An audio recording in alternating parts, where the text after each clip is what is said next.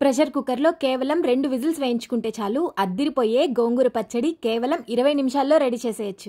వేడి అన్నంలో కొద్దిగా గోంగూర పచ్చడి వేసుకొని నెయ్యి వేసుకొని అలా కలుపుకొని ఒక్కో ముద్ద తింటూ ఉంటే ఆహా, గోంగూర పచ్చడి అన్న పేరు తలుచుకోగానే మన నోట్లో నీళ్లు ఊరిపోతాయి కదా. మరి ఎలా తయారు చేసుకోవాలో చూసేద్దాం. ముందుగా బాగా శుభ్రం చేసుకున్న 2 కట్టల గోంగూరని ప్రెషర్ కుక్కర్ లోకి తీసుకొని 1 టేబుల్ స్పూన్ ఉప్పు వేసుకొని ఫ్లేమ్ లోలో ఉంచుకొని 2 విజిల్స్ వచ్చేంత వరకు కుక్ చేసుకోవాలి. ప్రెషర్ మొత్తం పోయిన తర్వాత ఉడికిపోయిన గోంగూరని పప్పు గుత్తితో ఇలా మెత్తగా మెదుపుకోవాలి. ఇప్పుడు మళ్ళీ స్టవ్ ఆన్ చేసుకుని నేను తీసుకున్న గోంగూర క్వాంటిటీకి 1 కప్పు తెల్లగడ్డ కారం వేసుకుంటున్నాను. ఈ తెల్లగడ్డ కారం రెసిపీ ఎలా చేయాలో ఆల్రెడీ వీడియో అప్లోడ్ చేశాను, కావాలనుకున్న వాళ్ళు చెక్ చేయండి. ఈ తెల్లగడ్డ కారంలో ఉప్పు ఉంటుంది కాబట్టి చూసుకొని వేసుకోవాలి. అలాగే 2 టేబుల్ స్పూన్ల ఆవపిండి మెంతిపిండి కూడా వేసుకొని నువ్వుల నూనె కూడా వేసుకుంటున్నాను. నేను తీసుకున్న 2 కట్టల గోంగూర క్వాంటిటీకి నాకు 150 ml నువ్వుల నూనె సరిపోయింది. నూనె కూడా వేసుకున్న తర్వాత ఫ్లేమ్ లో నుంచి హైకి అడ్జస్ట్ చేసుకుంటూ మిక్స్ చేసుకుంటూ ఉన్నామంటే ఇలా ఆయిల్ పైకి తేలుతుంది. అప్పుడు దంచుకున్న తెల్లగడ్డలు కూడా వేసి 2 నిమిషాలు బాగా మిక్స్ చేసుకుని స్టవ్ ఆఫ్ చేసుకున్నామంటే